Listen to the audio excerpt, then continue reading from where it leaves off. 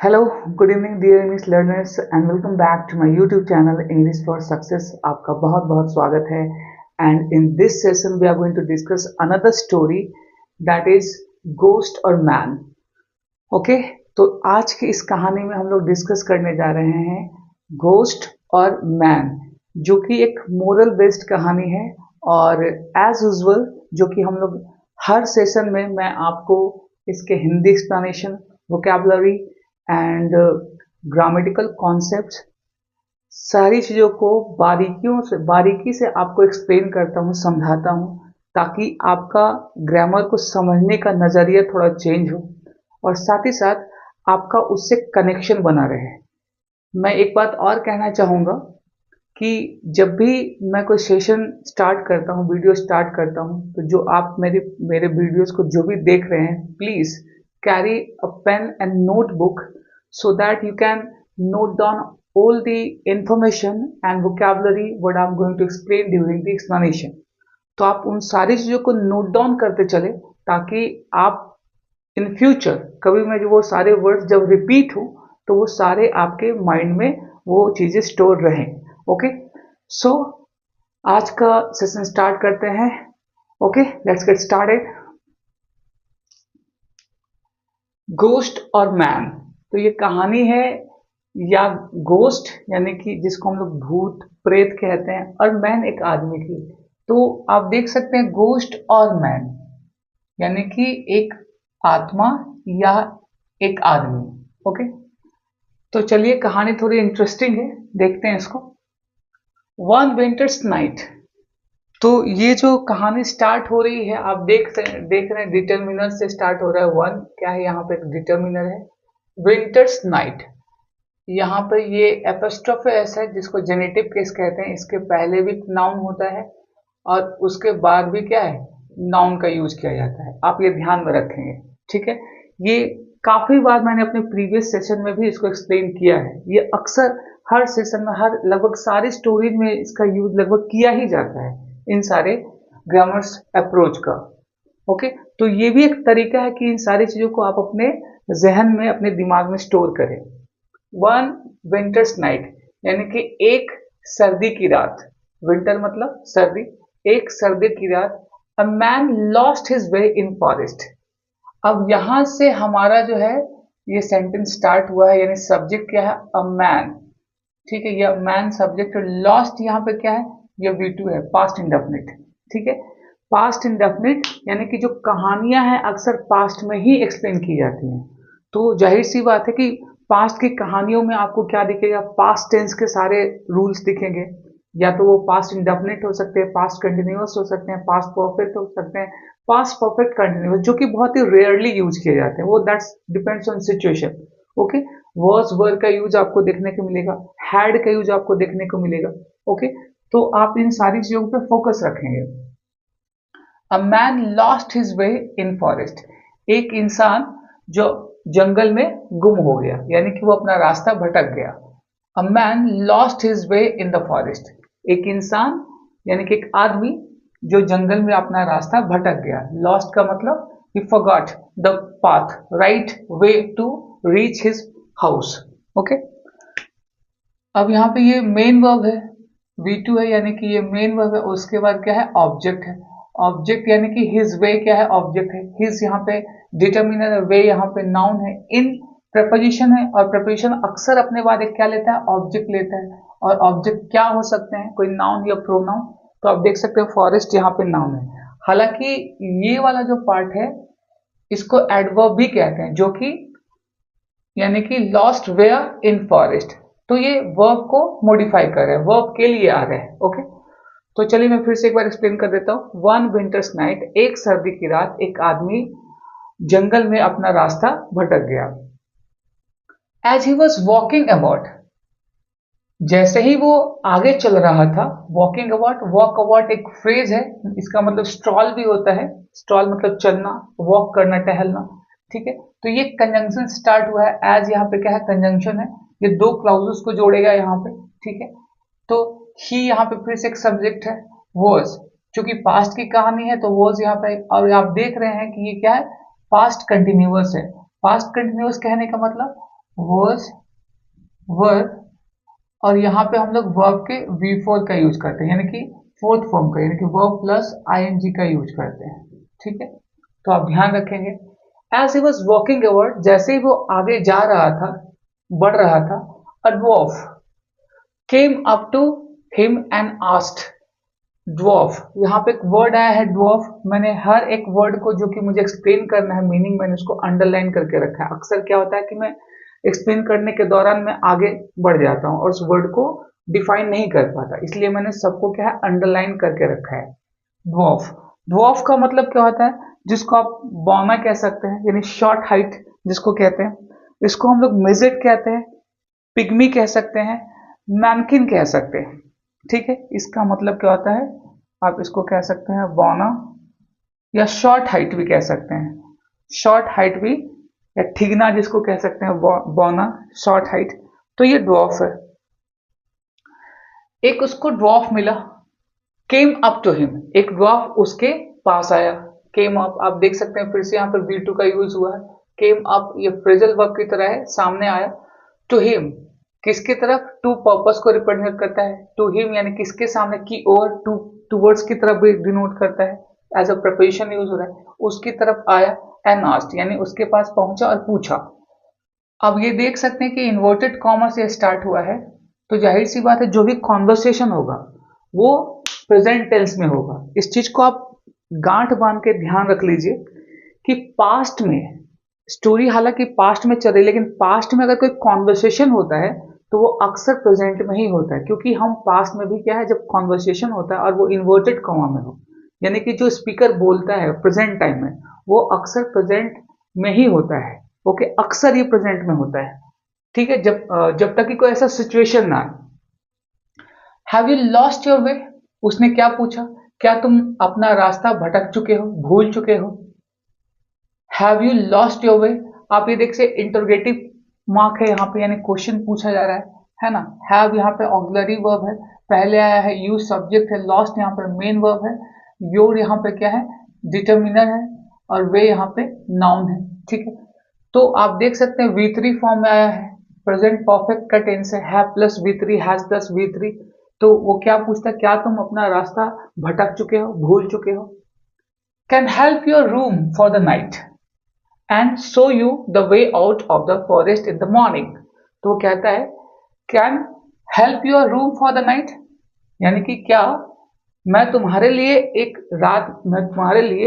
रात के लिए रूम का इंतजाम कर सकता हूँ, यानी कि तुम्हारी मदद कर सकता हूँ, एक रूम मैं तुम्हें दे सकता हूँ। ठीक है, for a night, for the night, आज रात के लिए। And show you the way out of the forest in the morning, और अगली सुबह इन द मॉर्निंग मैं तुम्हें जंगल से बाहर जाने का रास्ता भी दिखा दूंगा, है ना। मैं बता सकता हूँ कि इधर से इससे बाहर जाने का रास्ता क्या है। तो आप यहाँ पे ध्यान दीजिए, can help your room for the night, मैं तुम्हें एक रात के लिए कमरा दे सकता हूँ, उसके लिए मदद कर सकता हूँ। और अगली सुबह इन द मॉर्निंग, यानी कि सुबह में मैं तुम्हें जंगल से, ऑफ द फॉरेस्ट से बाहर जाने का, वे आउट का मतलब क्या होता है, वे आउट का मतलब होता है एग्जिट करना। चलिए मैं यहाँ मेंशन कर दे रहा हूँ, वे आउट का मतलब यहाँ पे मैं लिख दे रहा हूँ, वे आउट का मतलब क्या है, यहाँ पे एग्जिट करना, या एस्केप्ड कह सकते हैं। इसका मतलब क्या होता है, निकलना, भाग जाना, वे आउट, या बाहर जाना भी कह सकते हैं, एग्जिट। तो वो बौना क्या कह रहा है कि मैं तुम्हें कल सुबह इस जंगल से बाहर जाने का रास्ता भी बता सकता हूं। आगे देखते हैं स्टोरी में। अब यहाँ पे क्या है, प्रपोजिशन है। ठीक है, द डिटर्मिनर है, और डिटर्मिनर का यानी ऑफ, ये जो प्रपोजिशन इसका ऑब्जेक्ट क्या है, द फॉरेस्ट, फॉरेस्ट नाम है। फिर से यहाँ पे देखिए प्रपोजिशन है, और द मॉर्निंग इसका ऑब्जेक्ट है। अब यहाँ पे देखिए दो क्लाउजेस हैं, एंड से स्टार्ट हुआ है, सो यू, सो यहाँ पे क्या है, वर्ब है, मेन वर्ब है, यू यहाँ पे क्या है, ऑब्जेक्ट है। ठीक है, the way out of the forest in the morning. ठीक है, इस तरीके से। अब यहाँ पे इन्वर्टेड कॉमा क्या है, क्लोज है, यानी कि यहाँ पे कॉन्वर्सेशन बंद हो गया। आगे देखते हैं, the man agreed because he was left with no other option.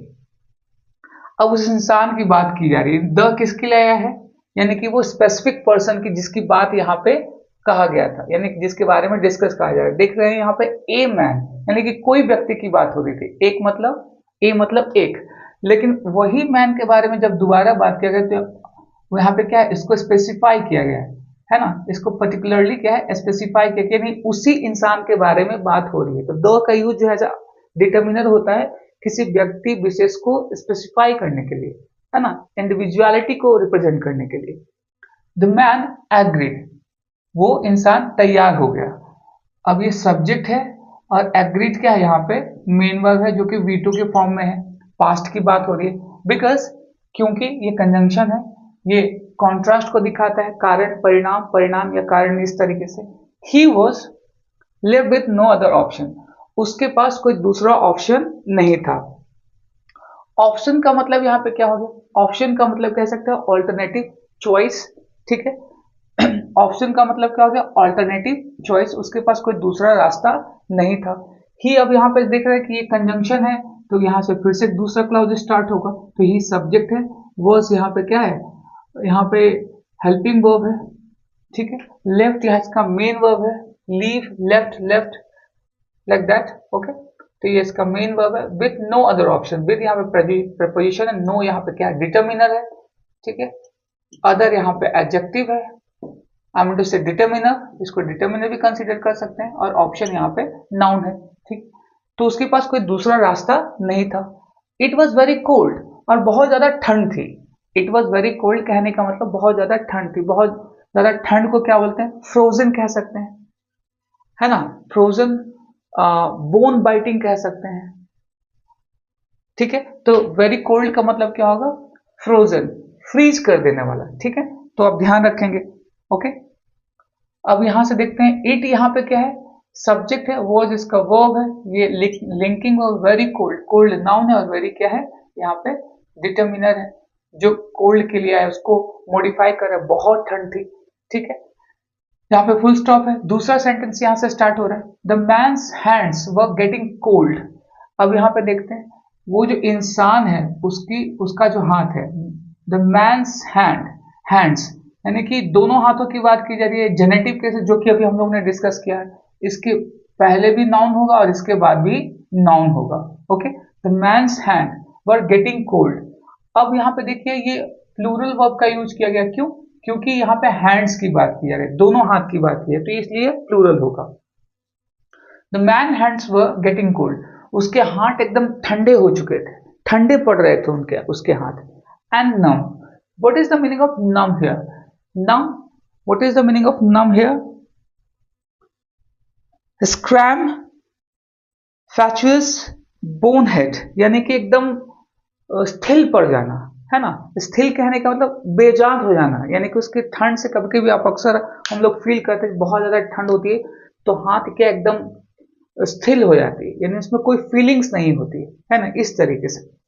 तो ठीक है, एग्जिट, स्केप, एग्रेस भी कह सकते थे वे आउट को, तो ध्यान रखिएगा, यहाँ पे मैंने वोकैबुलरी मेंशन किया है। एकदम स्थिल पड़ गए थे, हो रहे थे। So he was raising his hands and blowing warm air from his mouth and rubbing his palm together. तो इसलिए वो क्या कर रहा था, सो यहाँ पे क्या है, परिणाम को दिखा रहा है, वो क्यों अपने, हाँ, उसके हाथ ठंड पड़ गए थे, नम हो गए थे, तो वो क्या करेगा आगे। So he was raising his hands, वो अपने हाथों को उठाकर, and blowing warm air from his mouth, वो क्या कर रहा था, अपने हाथों को इस तरीके से उठाकर उसको बार बार क्या ब्लो कर रहा था, अपने अपने भाप को, अपने मुंह से भाप को क्या अपने हाथों पे इस तरीके से दे रहा था, ठीक है, और रब कर रहा था, रबिंग हिज पाम टुगेदर, अपने पाम को भी क्या है लगातार उसको रब कर रहा है, ताकि उसके घर्षण से क्या है उसको गर्मी आए। तो आप समझ सकते हैं कि वो क्या कर रहा था यहाँ पे। अब यहाँ पे दूसरा कंजंक्शन स्टार्ट हुआ है, अमर से कंजंक्शन है सो, ठीक है, ही यहाँ पे सब्जेक्ट है, वॉज यहाँ पे हेल्पिंग वर्ब है, कंटिन्यूअस का पार्ट है, पास्ट कंटिन्यूअस का, आप देख सकते हैं। रेज वर्ब है, उसमें आईएनजी का यूज किया गया है, हिज यहाँ पे डिटर्मिनर है, हैंड्स यहाँ पे नाउन है, एंड क्या है कोऑर्डिनेटिव कंजंक्शन है, ब्लोइंग, अब ब्लो के साथ आईएनजी का यूज किया गया है। मैंने प्रीवियस में बताया होगा, प्रीवियस सेशंस में, कि एंड कोऑर्डिनेटिव कंजंक्शन है वो अक्सर समान रैंक और कैटेगरी वाले वर्ड्स को जोड़ता है। तो देख सकते हैं यहाँ पे रेजिंग है, raising his hands and blowing warm air. तो ये दोनों ही एक फ्रेज है, आप कह सकते हैं कि V4 और V4 वाले सेंटेंसेस को ये जोड़ रहा है। And blowing warm air from his mouth, और अपने मुंह से क्या है, गर्म हवा वो फेंक रहा था, छोड़ रहा था, है ना, ब्लो कर रहा था, फूक रहा था कह सकते हैं आप। अब वार्म एयर क्या है, एयर नाउन है, वार्म यहाँ पे क्या है, एडजेक्टिव है, ठीक है। फ्रॉम प्रपोजिशन है, हिज डिटर्मिनर है, और माउथ यहाँ पे क्या है, नाउन है, ठीक है। तो वो बार बार अपने मुंह से क्या था, भाप को छोड़ रहा था और अपने पाम्स को यानी कि हथेली को रगड़ रहा था। And rubbing his palm, his यहाँ पे डिटर्मिनर है, पाम यहाँ पे क्या है, नाउन, और फिर से देख सकते हैं वर्ब प्लस आईएनजी, और फिर से एंड कोरिलेटिव कंजंक्शन का यूज किया गया है। देख सकते हैं इस सेंटेंस में 3 कोरिलेटिव कंजंक्शंस का यूज किया गया है, यानी कि एंड यहाँ पे और एक यहाँ पे 2, माफ कीजिएगा 2 एंड का यूज किया गया। आप देख रहे हैं सब में वर्ब की जो कैटेगरी है वो सेम है, ING, ING and ING, verb plus ING. तो आप ध्यान रखिएगा इस चीज को, टुगेदर, हाथों को एक साथ। यहाँ पे फुल स्टॉप है, दूसरा सेंटेंस स्टार्ट हो रहा है यहाँ पे, the dwarf just looked at him, वो उसकी तरफ देखता रहा, है ना, वह जो ड्वार्फ जो था, वो बौना जो था, जस्ट वो उसकी तरफ देखता रहा। तो यहाँ पे देख लीजिए द ड्वार्फ, ड्वार्फ के लिए भी द का यूज किया गया है।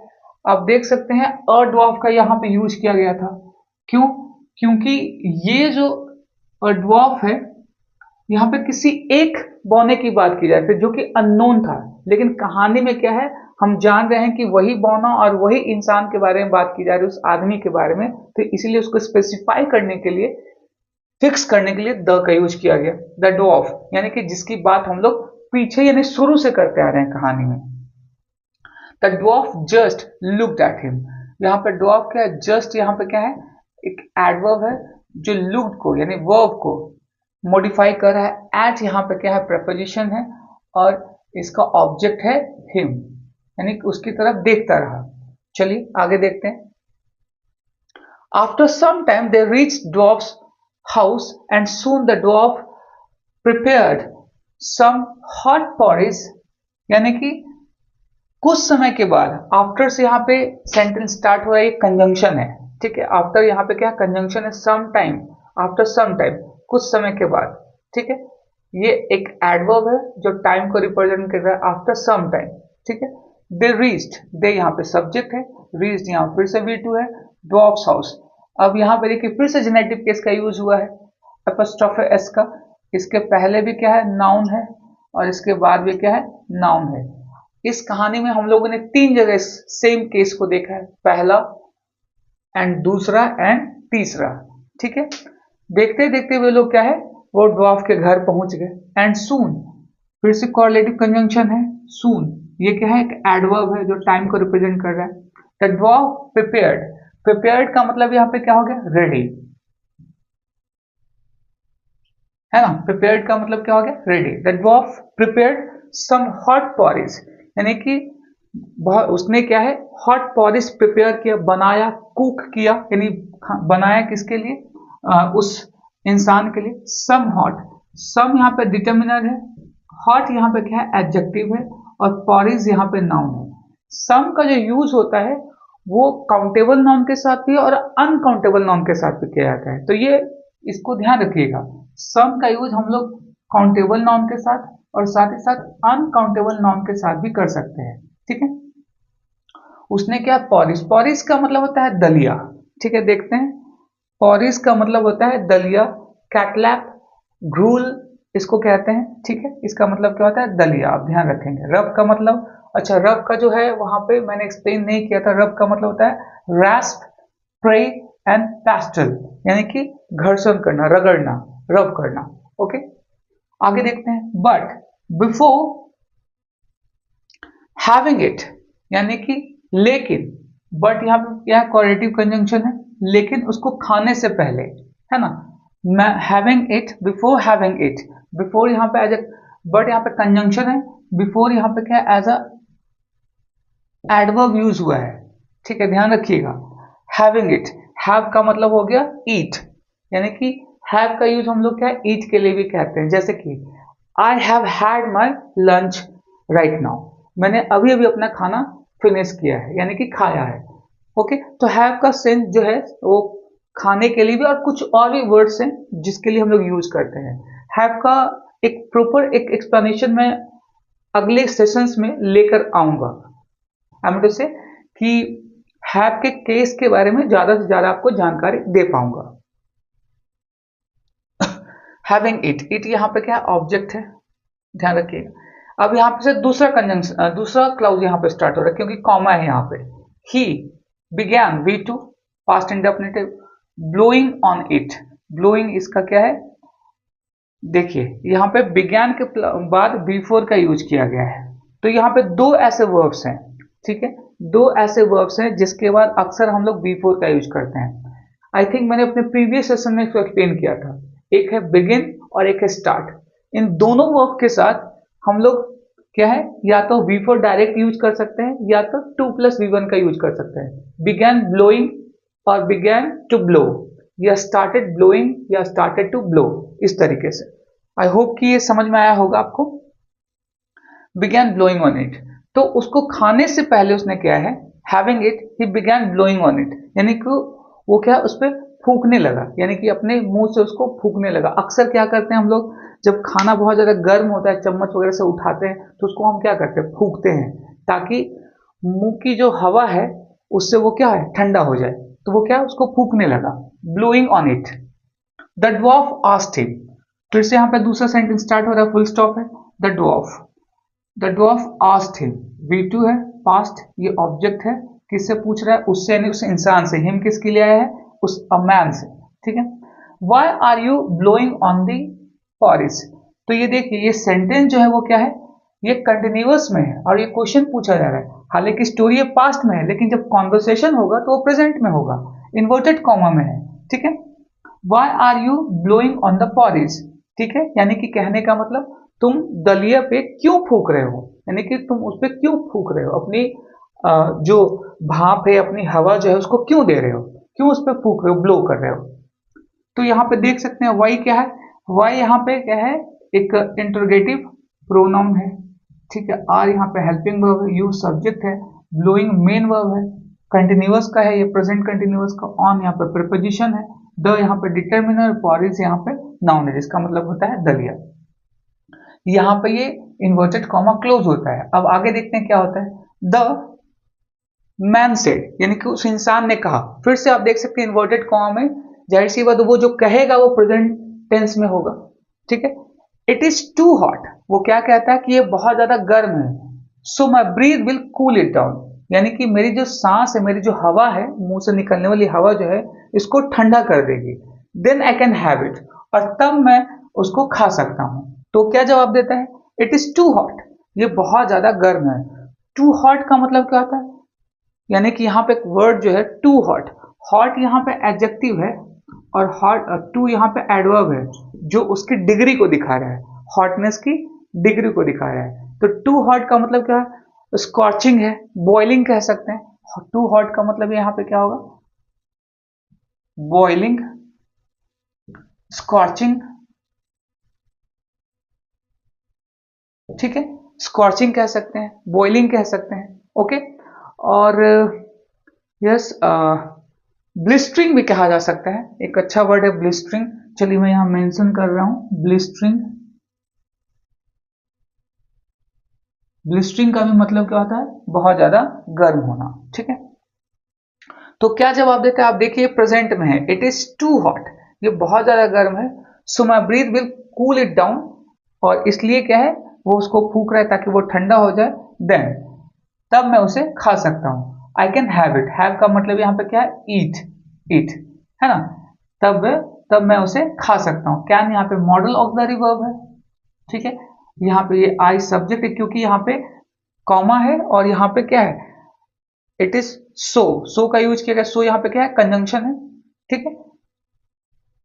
आगे देखते हैं, इट यहाँ पे ऑब्जेक्ट है। आगे सेंटेंस में देखते हैं, द ड्वार्फ गॉट कंफ्यूज्ड। अब ये जो ड्वार्फ था, ये जो बौना था, वो कंफ्यूज हो गया। कंफ्यूज का मतलब सरप्राइज्ड, अमेज्ड, ठीक है। कंफ्यूज का मतलब हम लोग यहाँ लिख सकते हैं, समझ सकते हैं, मैं यहाँ एक्सप्लेन कर रहा हूँ। कंफ्यूज का मतलब होगा सरप्राइज्ड,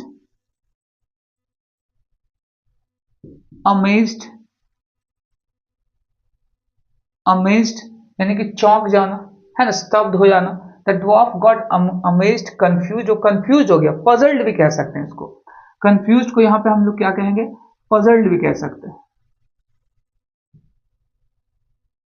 पजल्ड, कंफ्यूज हो गया वो, है ना। The dwarf got confuse and thought he was a ghost, वो कंफ्यूज हो गया और वो उसने उसने उसने ये सोचने लगा कि ये क्या है, एक गोस्ट है, एक प्रेत है, स्पिरिट, स्प्राइट है ना, गोस्ट। अच्छा, गोस्ट एक वर्ड मैंने वहां पे एक्सप्लेन किया था, गोस्ट, गोस्ट का देखिए यहां मतलब क्या होता है, गोस्ट का मतलब स्प्राइट, फैंटम, डीमन, फील्ड, इन सब का मतलब क्या होता है, प्रेत, आत्मा, भूत, राक्षस। ओके, थॉट, उसको ये लगा, वो उसको उसने ये सोचा, ही वॉज अ गोस्ट, ही यहाँ पे क्या है, सब्जेक्ट है, वॉज यहाँ पे क्या है, लिंकिंग वर्ब है, ए डिटर्मिनर है, और गोस्ट क्या है यहाँ पे नाउन, कि वो क्या है, भूत है, भूत है। ओके, एंड सेड, और कहा, क्या कहा, फिर से देखिए इन्वर्टेड कॉमा में है, लीव राइट नाउ, अभी यहां से जाओ। वो ड्वार्फ क्या कहता है उस इंसान को, अभी यहां से जाओ, leave right now. Can't keep a man in my house, मैं एक इंसान को, यानी कि ऐसे इंसान को अपने घर में नहीं रख सकता, who can blow hot and cold air with the same breath, यानी कि वो कहता है कि मैं ऐसे इंसान को अपने घर में नहीं रख सकता जो अपने एक ही सांस से, एक ही मुंह से वो ठंडी हवा और गर्म हवा दोनों निकाल रहा है ना, तो मैं ऐसे इंसान को अपने घर में नहीं रख सकता। सेम ब्रीथ, यानी सेम ब्रीथ मतलब एक ही सांस से, एक ही सांस से क्या है, वो सेम ब्रीथ से, यानी कि ठंडा, ठंडी हवा भी और गर्म हवा भी निकाल रहा है, तो मैं ऐसे इंसान को अपने घर में नहीं रख सकता। द मैन वॉज शॉक्ड, वो फिर से इंसान वो क्या, शॉक्ड हो गया। शॉक्ड का मतलब अमेज्ड कह सकते हैं, पजल्ड, सरप्राइज्ड, अमेज्ड, एस्टोनिश्ड भी कह सकते हैं। वो इंसान फिर से क्या है, आश्चर्यचकित हो गया। द अदर्स में not known what you know, तो यहां पे इसका मतलब ये है कि जो आप जानते हैं, हो सकता है वो दूसरा नहीं जानता हो, है ना, जो आप कर सकते हैं हो सकता है कि वो दूसरा नहीं कर सकता हो। ठीक है, तो आगे देखते हैं, मैं इसका थोड़ा वर्ड एक्सप्लेन कर देता हूं, देखते हैं। एंड सेड, ठीक है, एंड कंजंक्शन है, सेड क्या है, ही सेड, यहां पे देखने केवल वर्ब आया है, यानी किसके लिए ये कहा जा रहा है, उस ड्वार्फ के लिए, तो ही ऑलरेडी यहां पे यूज हो गया है, तो आप एंड के बाद चाहें तो ही का यूज कर सकते हो और नहीं भी कर सकते, क्योंकि एक ही सेंटेंस में आया है, और सिंपली हम यहाँ पे क्या है, वर्ब का यूज कर सकते हैं, वी टू का यूज किया गया। लीव यहाँ पे क्या है, वर्ब है। राइट नाउ ये एडवर्ब है, ठीक है, ये राइट नाउ क्या है, एडवर्ब है। Can't keep a man, can't यहाँ पे मॉडल ऑक्सिलरी वर्ब है जो कि नेगेटिव है, ये मेन वर्ब है, और डिटर्मिनर है, मैन नाउन है, इन प्रपोजिशन है, माई डिटर्मिनर है, और हाउस फिर से नाउन है, यानी कि जो कि इस प्रपोजिशन का ऑब्जेक्ट है। Who can, who relative pronoun है, जो किसके लिए आया है, अ मैन के लिए है, यानी कि जो, यानी कि हु, यानी कि a man can blow hot and cooled air, यानी कि हु किसके लिए आया है, अ मैन के लिए। आप चाहें तो अ मैन को हु की जगह पर रख सकते हैं, a man can blow hot and cold air, यानी कि एक इंसान जो ठंडी और गर्म हवा दोनों निकाल सकता है विद द सेम ब्रीथ, यानी कि एक ही सांस से। ब्रीथ यहाँ पे क्या है, नाउन है, सेम यहाँ पे डिटर्मिनर है, ठीक है, इसको एडजेक्टिव भी मान के चल सकते हैं। द यहाँ पे डिटर्मिनर है, और विद यहाँ पे प्रपोजिशन है, और ये पूरा इसका ऑब्जेक्ट है इस प्रोपोजिशन का। कोल्ड एयर, एयर यहाँ पे नाउन है, कोल्ड यहाँ पे एडजेक्टिव है जो कि एयर की विशेषता बतला रहा है, ठंडी हवा। The man was shocked, the man यहाँ पे सब्जेक्ट है, वॉज यहाँ पे क्या है, एक वर्ब है, शॉक्ड यहाँ पे एडजेक्टिव है, आश्चर्यचकित होना। ये मेन वर्ब नहीं है, ध्यान रखिएगा, ये एक असर्टिव सेंटेंस है, आई मीन टू से कि एक एक्टिव सेंटेंस है, पैसिव नहीं है, क्योंकि शॉक्ड जो है यहाँ पे एडजेक्टिव जो है, यानी कि आश्चर्यचकित हो गया वो।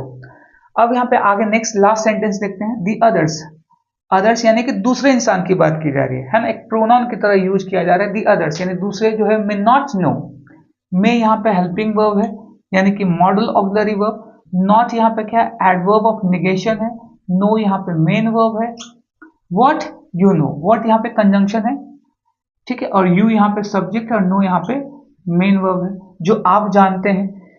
The others may not know what you know, जो आप जानते हैं हो सकता है वो दूसरे नहीं जानते हो। तो इस कहानी का मोरल क्या था?